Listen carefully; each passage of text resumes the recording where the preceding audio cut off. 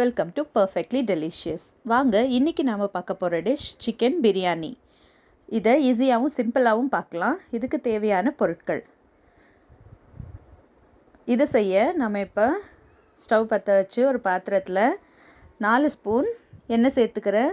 கூடவே 1 ஸ்பூன் அளவுக்கு நெய்யும் இதில் நான் ஆட் பண்ணிக்கிறேன். இது இப்போ நல்லா காயட்டும். இதில் நாம் எடுத்து வச்சுருக்கிற பிரியாணி மசாலாவும் ஆட் பண்ணிக்கலாம். இதை வதங்கினதும் 3 பெரிய வெங்காயத்தை நீளமாக நறுக்கி வச்சுருக்கேன், அதையும் சேர்த்து வதக்கிக்கலாம். பிரியாணிக்கு வெங்காயம் நல்லா பொன்னிறமாக வதங்கணும். இதை மூடி போட்டு ஒரு 4-5 நிமிஷம் இது வதங்கட்டும். இதில் 1 ஸ்பூன் தனி மிளகாத்தூள் சேர்த்துக்கிறேன். கூடவே 2 டேபிள் ஸ்பூன் இஞ்சி பூண்டு விழுதியும் சேர்த்து கலந்துக்கலாம். இதில் பச்சை வாசனை போனதும் 4 பச்சை மிளகா, 2 பெரிய தக்காளியும் நறுக்கி வச்சுருக்கேன், அதையும் சேர்த்து நல்லா கலந்துக்கலாம். தக்காளி வதங்கிறதுக்கு நான் இங்கே 1/2 ஸ்பூன் சால்ட் சேர்த்துக்கிறேன். தக்காளி நல்லா குழைய வதங்கட்டும்.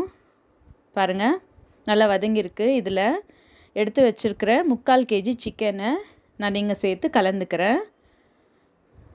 இதில் 1/2 ஸ்பூன் மஞ்சத்தூளும் சேர்த்து கலந்துக்கலாம்.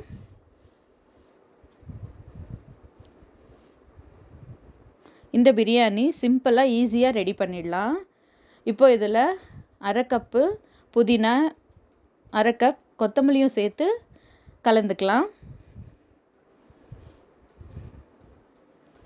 நீங்கள் ஃபர்ஸ்ட் டைம் ட்ரை பண்ணுறதுனாலும் இதை தைரியமாக ட்ரை பண்ணி பார்க்கலாம். இப்போ இந்த சிக்கன் வதங்கட்டும். பாருங்கள், இதிலே தண்ணி விட்டு நல்லா வதங்கியிருக்குது. இதில் 1/2 கப் அளவுக்கு தயிர் சேர்த்து கலந்துக்கலாம்.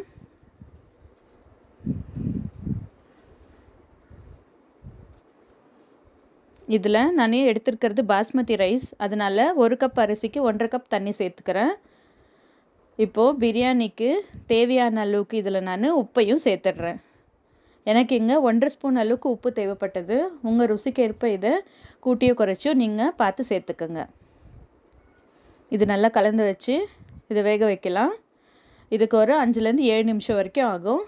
பாருங்கள், நல்லா கொதிச்சிருக்கு. நம்ம இதில் ஊற வச்சுருக்க பாஸ்மதி ரைஸும் இதில் சேர்த்துக்கலாம்.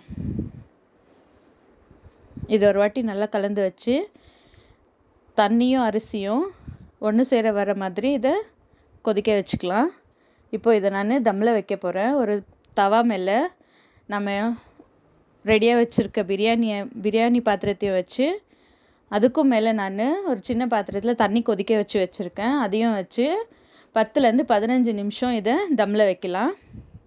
இப்போ ஓப்பன் பண்ணி பார்க்கலாம். இதை பாருங்கள், ஈஸியான சுவையான சிக்கன் பிரியாணி ரெடி.